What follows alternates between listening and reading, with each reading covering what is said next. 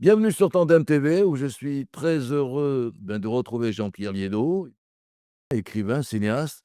Et je rappelle que vous avez dû quitter l'Algérie en 1993 suite à des menaces de mort des islamistes algériens. Il y a un mois, nous avions échangé, Jean-Pierre et moi, sur les relations difficiles entre la France et l'Algérie, des relations toujours tendues aujourd'hui, puisque chacune des deux parties a rappelé une bonne vingtaine de diplomates, si on met ou pas des diplomates, des guillemets à ces diplomates. Alors aujourd'hui, nous allons parler donc des relations entre l'Algérie et ses minorités, mais plus largement des pays arabes avec leurs minorités. Mais parmi l'Algérie, parmi les minorités, je veux dire, j'inclus pour commencer l'opposition au pouvoir en place. C'est également une minorité. Alors, pourquoi l'Algérie et les dictateurs et les dictatures arabes veulent-elles à tout prix faire taire leurs opposants à l'intérieur comme à l'extérieur de leurs frontières? C'est la première question que je vous pose, Jean-Pierre Viédot. Pourquoi?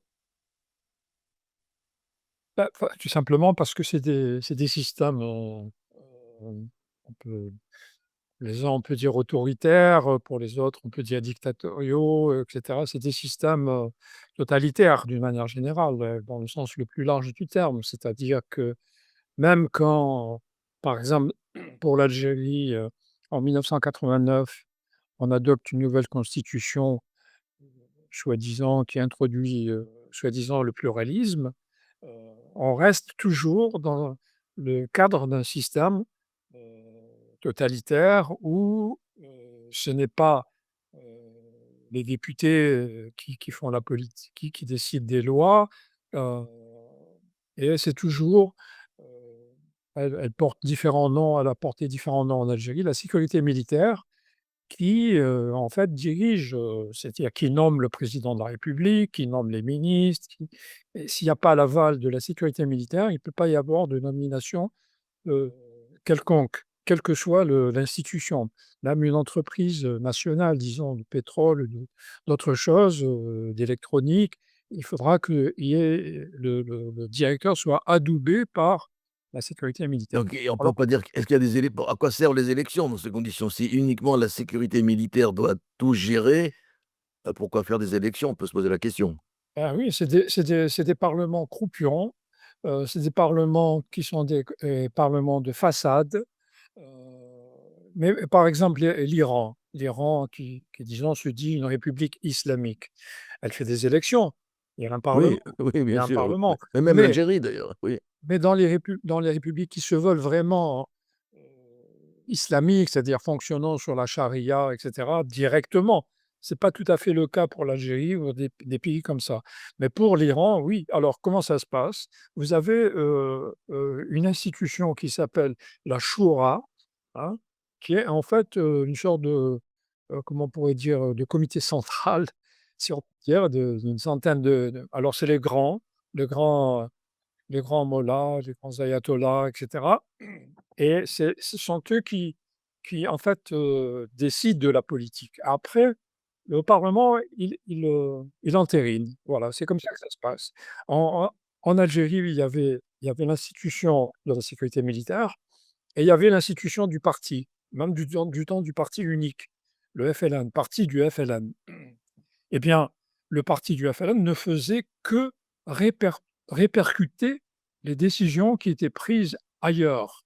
C'était ça son rôle. C'était un relais de transmission vers le peuple, parce qu'il faut quand même, dire des choses au peuple, hein. Donc il faut qu'il y ait des relais de transmission. Le FLN jouait ce rôle.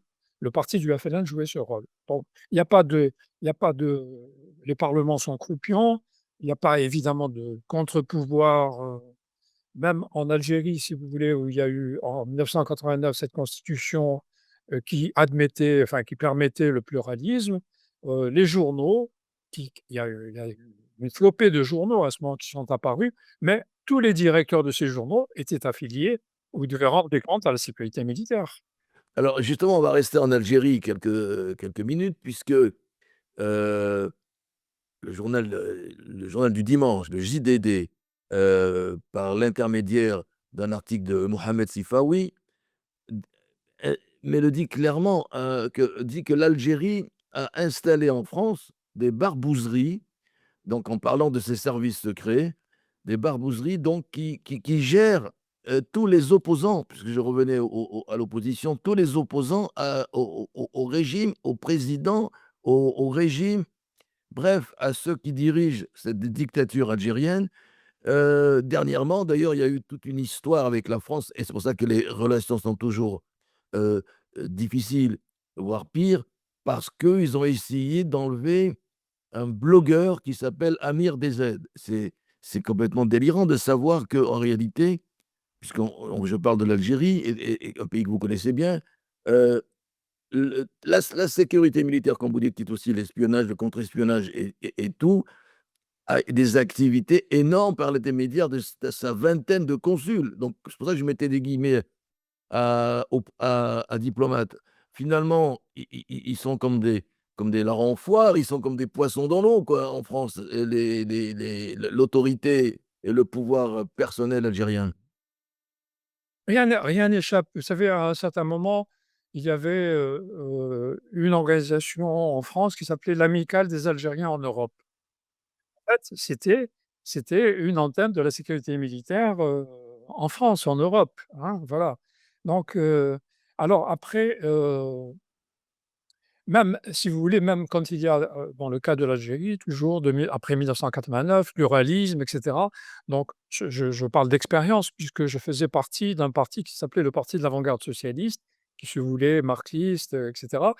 Et quand il y a eu justement le passage, disons, de la clandestinité à la légalité avec, cette fameuse constitution, c'est là qu'on a commencé à voir qui était dans ce parti, puisque jusque-là, du temps de la clandestinité, vous connaissez 3 ou 4 personnes autour de vous et pas plus.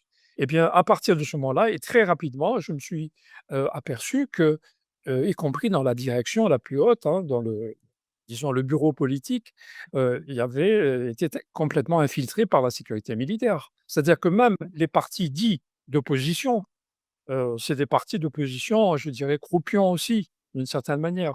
Ça, c'est dans le cas de l'Algérie, hein, c'est même pas le cas évidemment de l'Iran, et cetera, quoi. Mais donc, en réalité, ces partis, là, que ce soit l'Algérie ou les autres, vont aller jusqu'à poursuivre leurs opposants, dans les pays autres, en Ah oui, bien l'occurrence, sûr, bien sûr. en France. Et quand on peut pas assassiner le chef, on assassine le fils.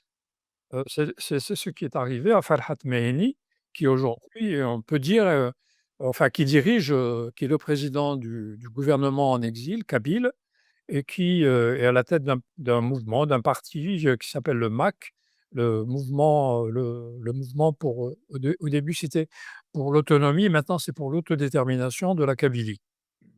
Eh bien, ils ont assassiné son fils à Paris. N'ayant pas pu mettre la main sur lui, ils ont assassiné son fils. Ça c'est les assassinats politiques, l'Algérie, elle a une sacrée expérience là-dessus, hein. Même Alors, en fait, c'est la répétition de Ben Barka ou des assassinats politiques des Iraniens au début, de l'ère, ayatollah. La même oui, chose, que c'est c'est l'extrémité. Quand vous arrivez à infiltrer, un mouv comme le parti dans lequel j'étais, il était infiltré depuis longtemps.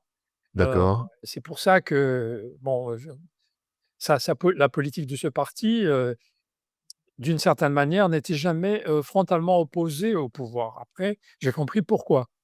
Mais même dans ce cas, si vous voulez,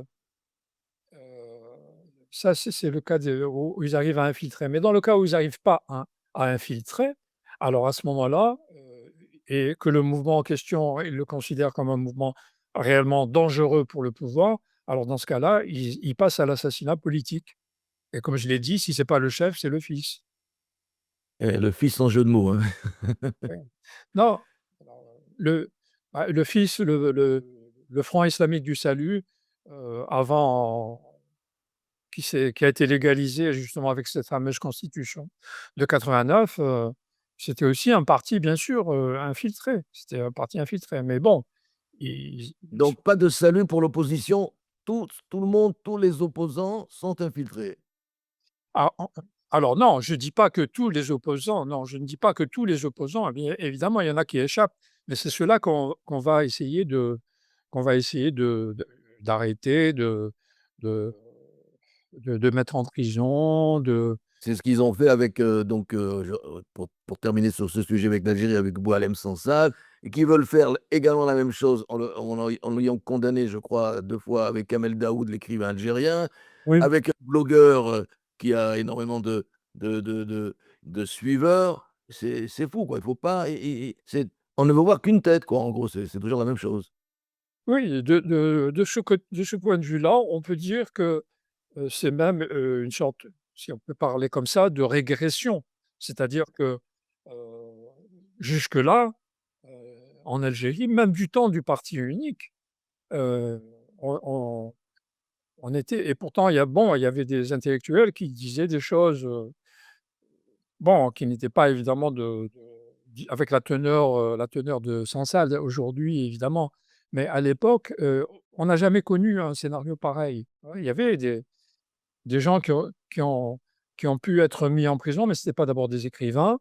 Et puis, même à un certain moment dans les années 80, grâce au mouvement auquel j'ai appartenu, on arrivait à faire libérer des gens, hein, des avocats, des gens comme ça.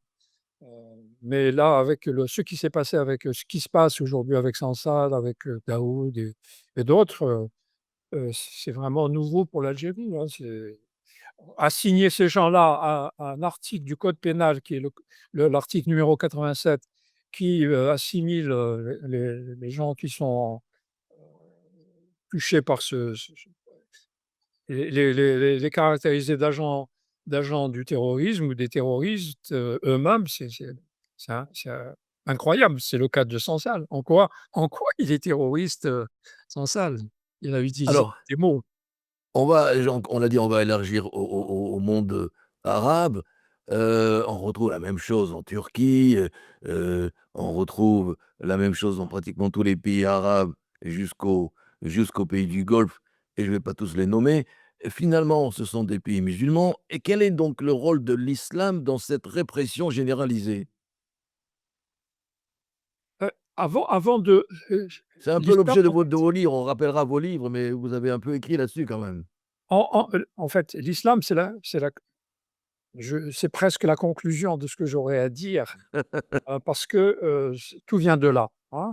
Mais par suspense, Non, laissons-le. là, on va le dire à la fin. On va garder le suspense justement. Non, non, on va garder à la fin.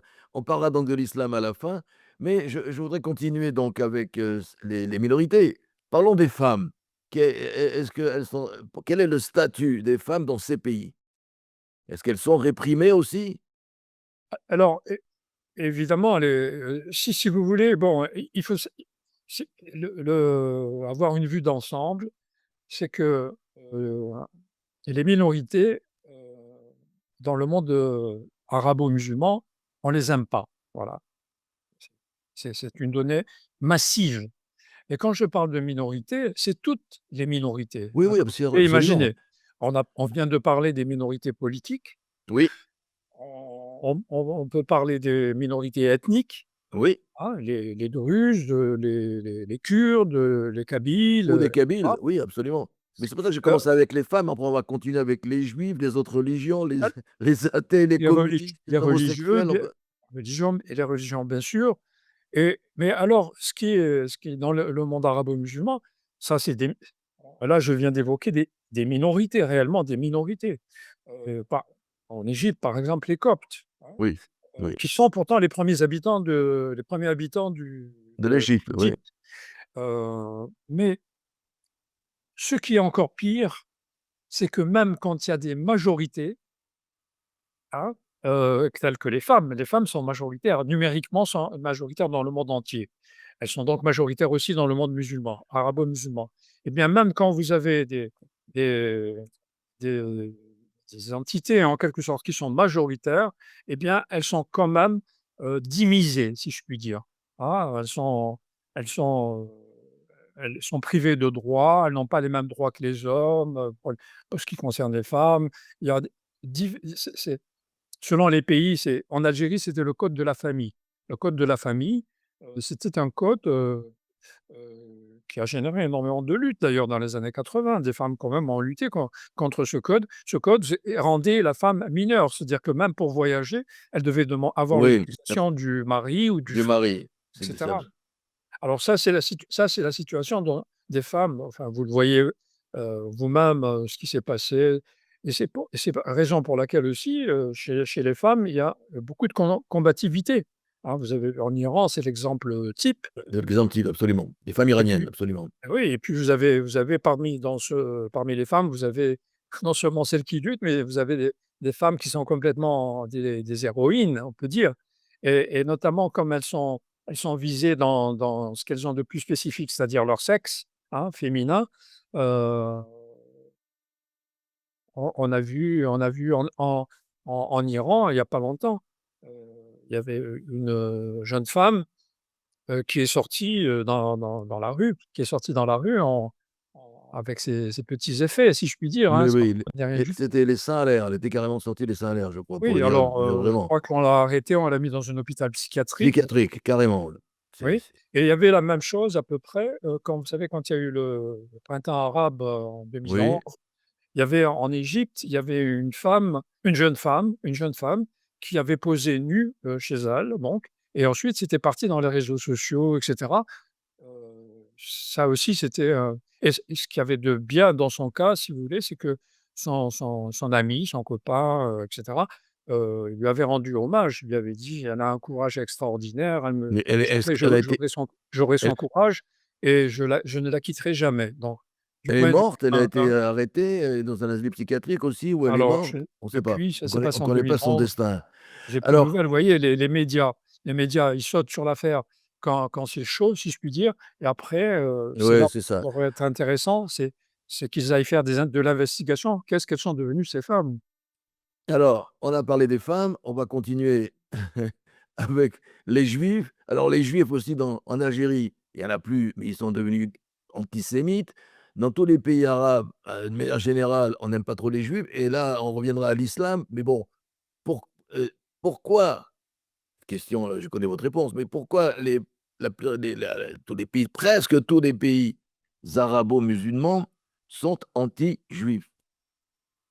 Bah, je vais vous lire, tout vient de l'islam, hein, tout vient Oui, de l'islam. ça Les les Juifs sont stigmatisés, ils sont dimisés, d'ailleurs, il vient de sortir un livre, justement, je ne sais pas si vous le voyez là, comme ça, de je lis Bati. pas je lis pas, j'arrive pas à lire le titre et encore moins l'auteur. Alors le Dhimmi, heu, Oui, c'est un livre, avec des documents, sur la dhimmitude justement dans le monde arabo-musulman. quel est l'auteur? Batior, Ah, Batior, bien sûr, bah, Batior, bien voilà, connu, oui, oui, oui, voilà, oui, c'est le Dhimmi. oui, Il vient oui, de sortir, c'est un livre, extraordinaire parce que justement ils ont rassemblé, elle a rassemblé, Batior a rassemblé avec l'aide de son éditeur et de quelqu'un d'autre qui signe une étude avec elle. Elle a sorti tous les documents qu'elle avait et qui lui ont permis justement d'écrire, parce que c'est elle qui a vraiment popularisé le concept de la dhimmitude. absolument, tout à fait, tout à fait. Alors, Mais si vous voulez, encore une fois, toutes les minorités, par exemple, on parle des minorités, alors on les parle chrétiens, et même les chrétiens sont discriminés aussi dans tous ces pays c'est arabo-musulmans. absolument, vous savez, on pourrait Les Yazidis, on se souvient des Yazidis avec Daesh, par exemple. oui, vous aviez, Asia Bibi Oui, au Pakistan. oui, Qu'est-ce qu'elle avait aussi, fait? Elle a été condamnée à mort. en plus. Heureusement, finalement, après des années et des années, et grâce à des mouvements de solidarité dans le monde entier, elle a été libérée. Mais elle était condamnée à mort. Pourquoi? Pour avoir tout simplement bu de l'eau dans un puits qui était réservé aux musulmans, dans un pays Dingue, où il faisait très, incroyable, très chaud, incroyable. et cetera. On Voilà, on en arrive à ces extrémités.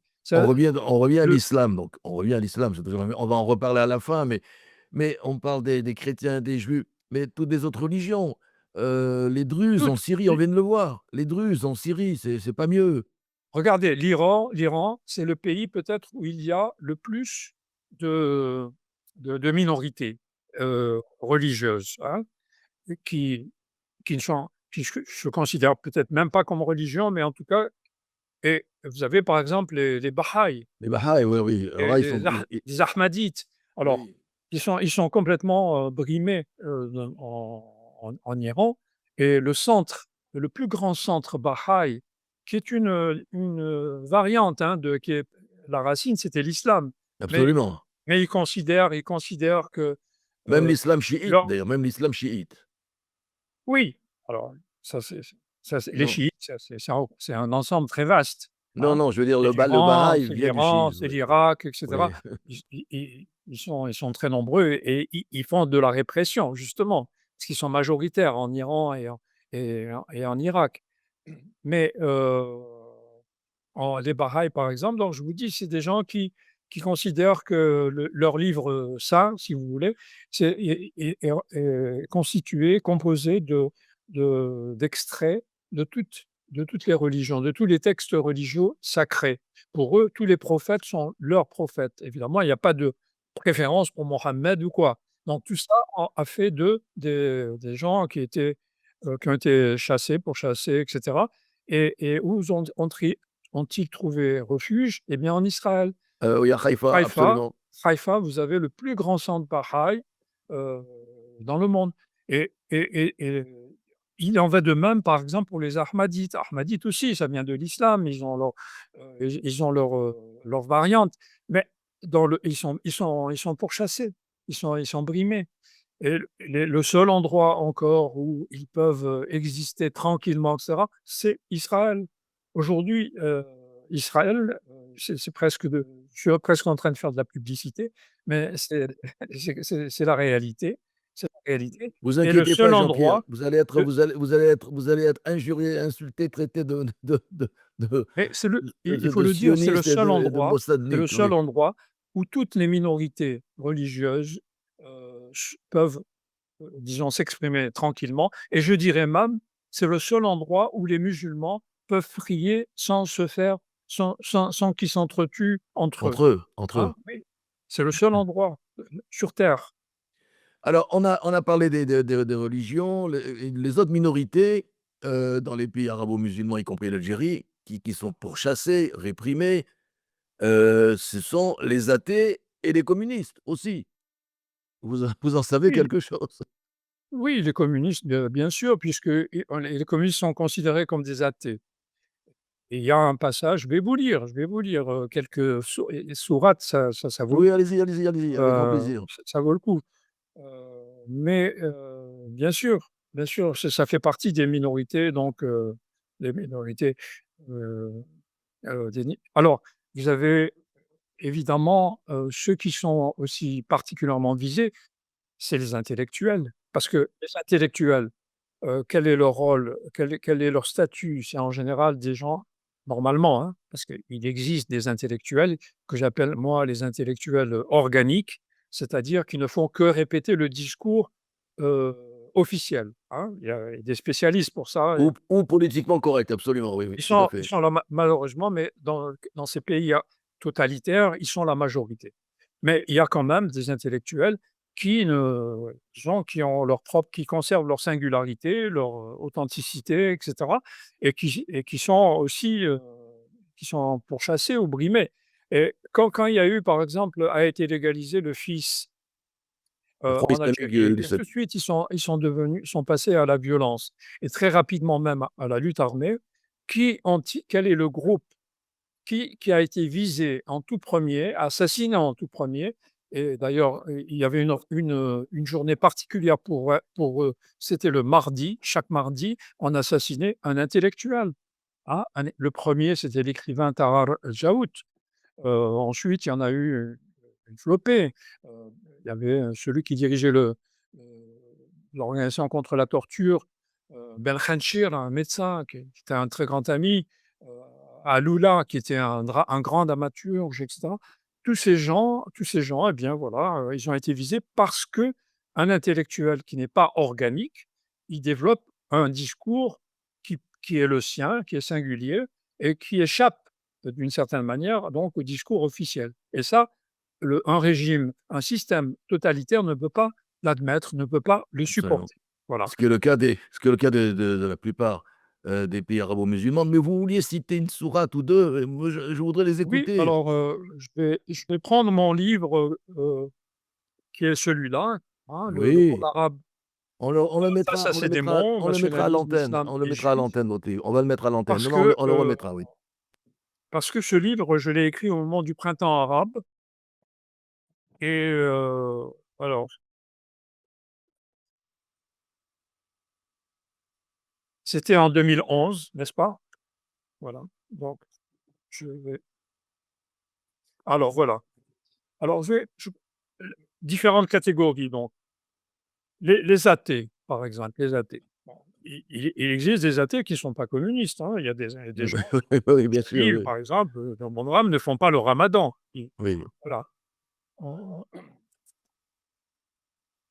alors les incro je c'est la sourate 3, le verset 49. Les incroyants, je les tourmenterai terriblement, ou je les punirai d'un châtiment cruel, en cette vie et dans l'autre, et ils seront sans recours.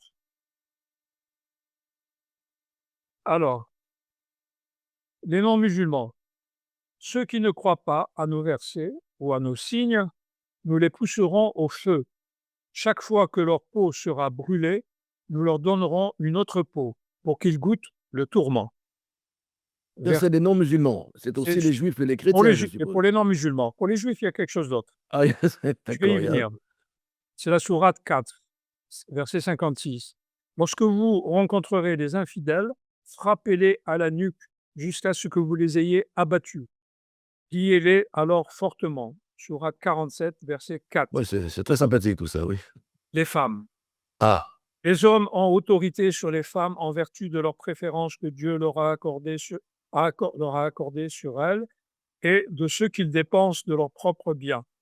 Celles dont vous craignez l'insoumission, admonestez-les, désertez leurs couches, frappez-les, même si elles reviennent à l'obéissance, ne leur cherchez pas querelle. Mais, mais si elles reviennent à l'obéissance, ne leur cherchez pas querelle. Sourate 4. Alors, pour les juifs et les chrétiens, il y avait d'abord pour l'ensemble des deux, combattez ceux qui ne croient pas en Dieu et au jour dernier, ceux qui ne déclarent pas illicite ce que Dieu et son prophète ont déclaré illicite. Ceux qui, parmi les gens du livre, ne pratiquent pas la vraie religion, ils répètent ce que les incrédules disaient avant eux, que Dieu les anéantisse. Bon, ouais. C'est les gens du livre, je le dis pour ceux qui ne le savent pas, ce sont les Et juifs et les les juifs chrétiens, hein. alors, mais ceux qui étaient Ah, les injustes juifs, oui. Et ceux qui étaient injustes substituèrent une autre parole à la parole qui leur avait été dite, c'est la sourate 2, 59, et une autre sourate, vous éprouverez que les Juifs et les idolâtres sont les plus violents ennemis des fidèles. Et donc, quand vous êtes le plus violent des ennemis, vous savez qu'est-ce qu'il vous reste À ensuite. faire. Vous savez très bien que l'acte fondateur de l'islam heu a été un acte, disons sanglant. Il a commencé Haïbar, pendant Haïbar oui, avec la bataille de Haïbar. avec Oui. notamment la tribu, juive des Banu Quraïza. C'est noté dans les textes, islamiques, hein, notamment la sira, la biographie plutôt du prophète, où on vous dit on a égorgé entre 600 et 900, personnes, des hommes en âge de se raser, c'est-à-dire à partir de 13 ans et cetera, et que le prophète lui-même avait, mis la main à la pâte, si je puis dire. Sans oublier que depuis le 7 octobre, à Gaza, le slogan qu'on entend le plus souvent, c'est en arabe: «Khaybar, Khaybar ya Yahoud, Jaysh Muhammad sayaoud», ce qui veut dire la même chose, c'est-à-dire: «Souvenez-vous de Khaybar, car l'armée de l'islam va revenir vous tuer les Juifs». C'est ça, et on l'entend depuis le 7 octobre, ce slogan, Mais partout, partout, partout dans le bien monde sûr. musulman, partout, ce refrain, cette phrase, qui est dite, qui est scandée, hein, n'est-ce Oui, pas? Qui est oui, scandé, scandée, absolument. c'est dans tout le monde musulman, c'est pas seulement, c'est Absolument, non, non, mais je voulais reparler de Gaza et de ce qui se passe quand on nous parle de la population de Gaza. Les homosexuels, là aussi, c'est une minorité qui est jetée du 10e étage, comme ils l'ont fait à Gaza. On n'aime pas trop les homosexuels, hein, dans ces pays arabo-musulmans. Bah, c'est évident, oui, c'est évident, les homosexuels, font partie de ces minorités brimées, pourchassées. Ça se vit, dans la ça c'est se vivent dans la clandestinité, et voilà, donc il y a pas de il y a pour eux, il y a pas d'échappatoire du tout. Ils doivent être anéantis. Ça, Absolument. c'est dans tout le monde Alors arabe, c'est comme ça. alors je En voudrais plus en revenir. plus, vous savez, Oui, bon, en plus, il y a une homosexualité, si je puis dire, il y a différents types d'homosexualité. Je vais pas c'est pas un cours sur l'homosexualité, mais il y en a une qui vient, en fait, du fait, justement, du statut, de minorisation, des femmes, justement. Donc on n'a pas un homme, un garçon, ne peut pas avoir accès, à une femme, avant le mariage. Et donc, évidemment, ça pousse, ça génère un certain type, je dirais, d'homosexualité sociale, je veux dire, pas naturelle ou pas génétique ou pas culturelle, mais une mais sociale, social, absolument. sociale. Heu, voilà, ça Alors c'est alors il y a, pour revenir en Algérie, alors il y a maintenant, et pour terminer, puis on reparlera, pardon, de l'islam, à la fin de cet entretien, mais je voudrais que vous interveniez également sur l'Algérie. Les 2 minorités qui sont encore pourchassées, c'est les Kabyles, et puis je rajoute les Charkis qui sont en France. Ce sont des traîtres pour les Algériens, et les Kabyles, pourquoi cette haine du pouvoir algérien? Les Charkis, je peux encore comprendre, et ce sont des traîtres pour eux, mais des Kabyles, pourquoi? bah, tout simplement parce qu'aujourd'hui, il y a une prise de conscience, nationale, de type national, chez les Kabyles, depuis longtemps d'ailleurs.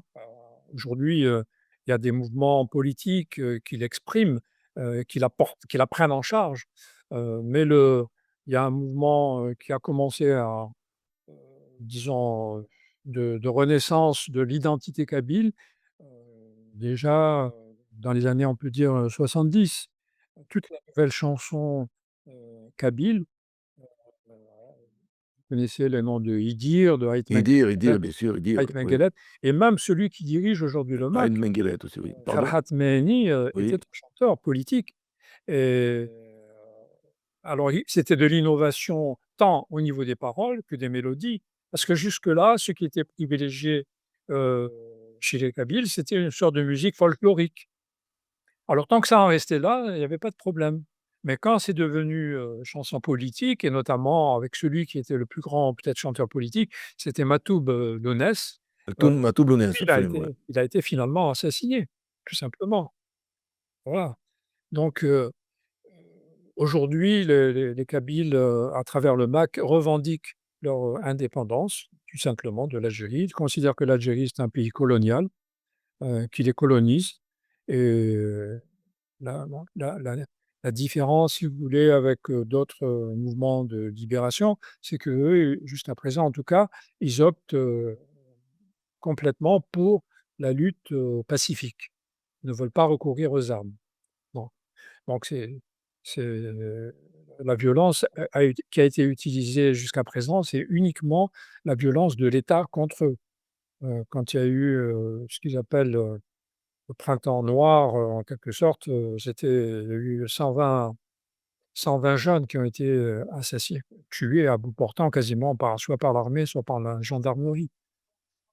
Donc c'est très effectivement, mais c'est un mouvement qui se développe.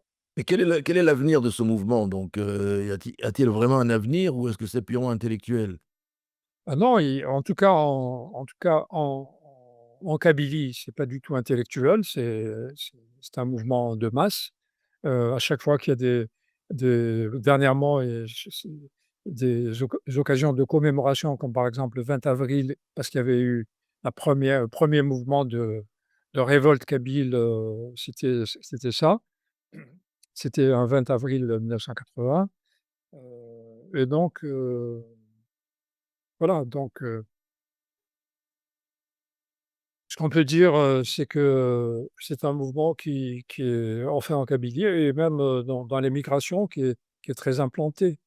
Donc combien de temps ça prendra, j'en sais rien. Heu, c'est sûr que tant qu'il y aura en Algérie un système, tel qu'il est aujourd'hui, ça sera difficile. Mais, heu, si ça prend grâce à justement au fait qu'ils ont opté pour une lutte pacifique, ça prend un caractère, disons, très, ça se développe énormément et qu'il y a une reconnaissance internationale. Alors justement, du point de vue de la reconnaissance internationale, ils commencent à se développer aussi, vis-à-vis de leur mouvement. Donc tout ça peut mener, demain. Est-ce qu'ils sont, je ne sais pas dans leur totalité, peut-être pas, mais est-ce qu'ils sont proches des Juifs et d'Israël, les Kabyles? Ah oui, oui, vous savez, c'est-à-dire que pour eux, ils conçoivent, mais c'est pas le cas seulement des Kabyles, si vous voulez, toutes les minorités ethniques dans le monde où il y a des revendications identitaires, heu, Israël, c'est leur modèle. C'est c'est leur modèle et il y a eu des confrontations à un certain moment, justement dans les années 2000, avec l'armée et la gendarmerie, eh bien, les jeunes, qu'est-ce qu'ils criaient? À l'époque, c'était Sharon qui était au pouvoir en Israël. Ils criaient: «Sharon, Sharon». Bon, Sharon, c'était surtout d'ailleurs la bête noire, du point de vue militaire, hein, parce qu'il était connu pour, avec ses tanks, il était arrivé presque au Caire et ou alors, du côté du Liban, il était arrivé à Beyrouth, hein, donc c'était la terreur, pour les états-majors, commandants. Jean-Pierre, il y a également une autre minorité, si on peut dire, qui est super discriminée et on a beaucoup écrit sur cette discrimination, voire sur leur islamisation, ce sont les Noirs. Alors les Noirs aussi, dans les pays arabo-musulmans, c'est pas une couleur qu'ils aiment apparemment quand on parle des hommes noirs. Vous savez, moi, je dis toujours, les Arabes, qui sont blancs, sont les plus racistes dans le monde vis-à-vis des Noirs. Le racisme, blanc, arabe, il est terrible. Moi, j'ai une expérience, j'ai fait un film, j'ai tourné à Timimoun, qui est une grande oasis, une ville, en fait, au milieu de l'Algérie, puisque l'Algérie fait 2000 kilomètres, donc à peu près 10 kilomètres d'Alger.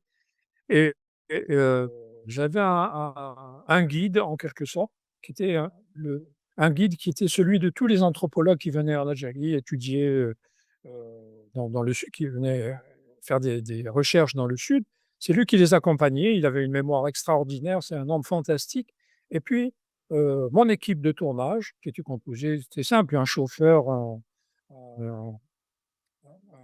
un preneur de son et un preneur d'image, un caméraman, ils ont été infects avec lui et il me disait: «Si c'était pas toi Jean-Pierre, je évidemment, je serais pas resté une minute de plus» et il m'avait dit aussi, que parce qu'à un certain moment, il y avait des lignes d'avion entre Timimoun, qui est à 1000 kilomètres et vers l'Europe, direct. OK, À un d'accord. moment donné, ils ont interrompu, il fallait passer par Alger. Il me dit: «C'est notre cauchemar, le fait Oh là là. on doive s'arrêter à Alger». Voilà.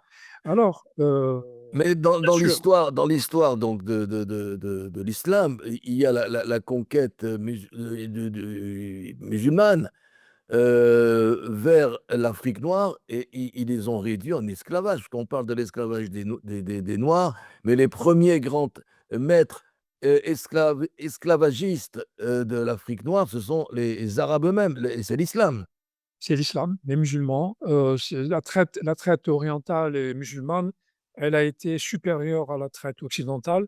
Elle a été antérieure même, elle a été antérieure, elle a été supérieure en nombre de noirs qui ont été traités, si on peut dire et surtout la grosse différence, que note d'ailleurs, un auteur qui s'appelle, Tidiane Diaye, Oui, le très bon livre génocide, sur le génocide. voilé, le génocide voilé. Pourquoi il parle de génocide? Parce que, ce qui différencie la traite, orientale de la traite occidentale, c'est qu'on castrait les noirs.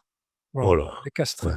Voilà, donc heu C'est un livre qu'il faut absolument découvrir, lire pour ceux qui ne connaissent pas. Une autre minorité que les pays arabo-musulmans, contrairement à ce qu'on croit souvent en Europe, une autre minorité donc que les pays arabo-musulmans n'aimaient pas beaucoup, donc on l'a dit, les Noirs, les Africains.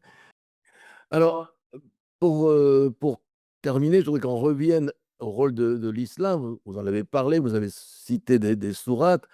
Donc en fait, pour être très clair, et je ne vais pas prendre de pincettes, dans tous ces pays arabo-musulmans, heu, toute cette répression anti-minoritaire, qu'elle soit religieuse, on l'a vu, femmes, les homosexuels, les athées, les juifs, les chrétiens et tous ceux qui ne sont pas de musulmans, en fait, ça vient de l'islam. Le mal, il commence avec, la religion, avec, le Coran. Oui, c'est-à-dire que ces pouvoirs-là qui sont autoritaires, c'est pourquoi aussi?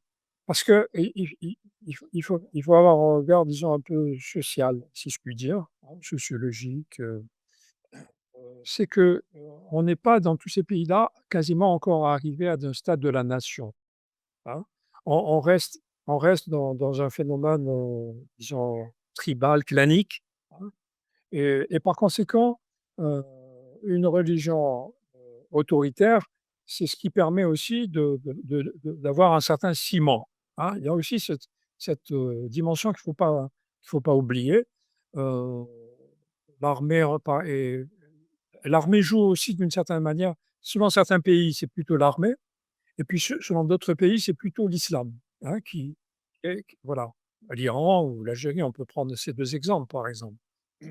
Et tout simplement parce que, on n'est pas vraiment encore dans un stade de la nation, et l'armée, s'il n'y avait pas d'armée, qu'est-ce qui se passerait? Voilà, c'est une question que je me suis souvent posée. Bon, et alors l'armée, elle rentre en 62 après l'indépendance, elle rentre dans les casernes. Qu'est-ce qui se passe? Eh bien, il se passe ce qui s'est passé dans les pays où on a chassé, Kadhafi, où on a chassé Saddam Hussein, et cetera. Voilà, on a un éclatement. Alors, l'islam joue ce rôle. Alors après, heu, le problème, c'est que au jour d'aujourd'hui, comme certains disent, l'islam est la normativité, si vous voulez, ce qui est accepté, comme changement, ou ce qui est refusé comme changement, ça vient d'une institution qui existe et qui se trouve au Caire et qui s'appelle l'université d'Al-Azhar. Et c'est là que se donne la loi islamique. Or, et dès que, par exemple, Sissi est devenu président, heu, après un coup d'État militaire, voilà, vous voyez? Il a chassé le représentant des Frères musulmans qui avait été quand même élu à la majorité, hein, n'est-ce pas? Heu, là, Sissi, une des premières choses qu'il a dites quand il est arrivé au pouvoir, c'était de s'adresser aux gens d'Al-Azhar en leur disant: «Il faut bouger un peu le cocotier pour, que ça évolue», parce que, heu, tout le monde sent bien que cette emprise, de l'islam sur les sociétés, une emprise, totalitaire, hein, il s'agit pas de faire, disparaître l'islam. L'islam ne va pas disparaître. C'est Non, aujourd'hui la religion de il y a 1,3 1,3 ou 000 000. 400, oui, bien sûr. Voilà, donc ça ne va pas disparaître. Moi, ce que je dis dans mon livre, justement, dans «Le monde arabe, face à ses démons», je dis que, heu, la révolution culturelle, elle ne se fera pas, contre les théologiens ou, sans les théologiens. Elle devra se faire avec eux. Alors, comment faire pour que les théologiens évoluent, en fait, hein, et deviennent plus libéraux, si on peut dire, heu pour tenir compte aussi, c'est c'est qu'il y aura un moment où, heu, il faudra sortir quand même du sous-développement, hein, et le pétrole est une denrée et le gaz est une denrée qui ne va pas être éternelle, et par conséquent, par exemple, quelqu'un comme, heu, le roi actuel, d'Arabie Saoudite, c'est quelqu'un qui a la conscience de ça, et il a commencé dernièrement à libéraliser un peu. Il y a quand même Oui, et puis d'ailleurs, aujourd'hui il parle, il est en train d'acheter, des de l'intelligence artificielle au président Trump, pour des centaines de milliards de dollars. Enfin, c'est de la folie, quoi. Oui, Heu, il mais il lui, va en même temps, apparemment, par exemple, dernièrement, il y a une certaine libéralisation pour les femmes, elles ont le droit de conduire maintenant. oui, oui, c'est Il vrai. y a eu même une C'est un femme qui bon était début. cosmonaute, hein, Oui, heu, 8 femmes qui cosmonautes, s'entraînait ouais. avec les cosmonautes. Mais, i Bon, c'est bon, un ça c'est depuis les pays arabes très riches comme le Qatar et cetera, Dubaï, i en fait, ils achètent non seulement ils achètent, la technologie, ils achètent, disons la culture aussi puisqu'ils ont fait construire, à l'identique une Sorbonne, à l'identique un Louvre, et oui, cetera. absolument, oui. Et demain, peut-être en 100 ans, dans 200 ans, on dira que c'est la preuve de la vitalité de la culture, arabe, et cetera, hein. Mais ça, s'il n'y a pas une révolution culturelle qui modifie, les schémas de pensée qui sont aujourd'hui complètement ossifiés, hein, ossifiés. Heu, il y avait un islamologue algérien très, très intéressant qui s'appelait Mohamed Harkoun, Oui, oui, bien sûr. très libre d'esprit et qui, lui, parlait d'une clôture. Il dit qu'au Xe siècle, il y a eu une clôture, c'était son expression, une clôture dogmatique. Voilà, c'est-à-dire qu'à partir de là, ça n'a plus bougé. Voilà, ça n'a plus bougé et donc ça, à partir du moment où, l'islam ne ne ne suit pas, si vous voulez, l'évolution du monde, hein, évidemment, ça devient un facteur complètement de blocage et qui ne peut fonctionner que par la répression. En Algérie, il y a 2 ans ou 3 ans, je crois, il y avait un intellectuel, un islamologue de, je sais pas, d'une cinquantaine d'années qui, qui a été condamné à 3 années de prison, tout simplement parce qu'il il interrogeait l'islam. Il interrogeait tout simplement l'islam. Alors voilà, ça c'est comment faire? Est-ce que l'islam va changer? Est-ce que l'islam va évoluer? Et c'est pas c'est une section, une l'expérience actuelle. On pensait par exemple qu'avec l'arrivée, de beaucoup de musulmans en France, on pensait que justement la modernité, si vous voulez, française allait, avoir une influence positive sur et qui aurait, comme certains disaient, un islam de France. Un islam qui serait, disons, Mais libéral. c'est l'inverse qui s'est passé avec C'est les frères l'inverse. musulmans, C'est absolument. l'inverse, c'est l'inverse. Alors, les choses ne sont pas automatiques comme ça, vous voyez? Mais ce qui est sûr, c'est qu'il y aura pas de changement il y aura pas de changement dans le monde arabe s'il n'y a pas, heu, justement cette matrice culturelle qu'est l'islam, si, ça ne change pas à ce niveau. Vers Giornimiento, c'est que je crois qu'on dit, je Alors crois, en comment ça peut changer? Comment ça peut changer? Que moi je le dis dans mon livre, si vous voulez dans le Coran, vous avez une phrase que souvent beaucoup de gens ressortent, pour dire que l'islam est très tolérant, c'est, «Il n'y a point de contrainte en religion». Alors ce verset et cette phrase effectivement existe, sauf qu'elle fait partie d'un verset qui a été, a a qui a été comment dirais-je? J'ai pas le enlevé, mot. carrément enlevé. Non, parce que vous savez que dans le Coran tel qu'il est fait aujourd'hui, qui n'est pas fait sous un ordre chronologique, vous avez des versets qui paraissent effectivement très libéraux, mais qui ont été, éliminés, si vous voulez, Oui, oui, mais qui enlevé. sont restés vous savez, c'est comme le journal officiel. Il y a des nouvelles lois qui apparaissent, mais les anciennes, elles sont toujours là. Alors, il y a pas de contrainte en religion, en fait, ça n'existe pas. Moi, je dis, il faudrait tout simplement qu'il y ait pas de contrainte en opinion, y compris chez les théologiens. Parce que les théologiens aussi, ils pensent pas tous de la même manière. Seulement, ceux qui pensent un peu différemment, eh beh, ils pourront pas s'ils continuent dans cette voie, eh beh, ils seront éliminés, ils seront considérés comme des oui, Des hors-la-loi, on apostats, va dire. je dirais presque, hein. Merci, Jean-Pierre Liédot. Donc, on va renvoyer à vos 2 livres puisque on va les mettre à l'antenne. Merci pour ce deuxième épisode, j'espère qu'il y aura un 3e épisode d'entretien avec vous. C'est toujours intéressant. Peut-être qu'on reparlera de l'islam, mais merci d'être intervenu sur l'antenne de Tandem TV. Je rappelle que cette émission, comme toutes les émissions de Tandem TV, vous pouvez les écouter, heu, via, la chaîne YouTube de Tandem, TV. Vous pouvez également, vous abonner et comme ça, vous recevez toutes les informations sur les différentes interviews et les différentes émissions par le biais de cet abonnement. Merci Jean-Pierre, à très bientôt, bonne continuation Merci. et donc À vous à aussi. la revoyure. Merci.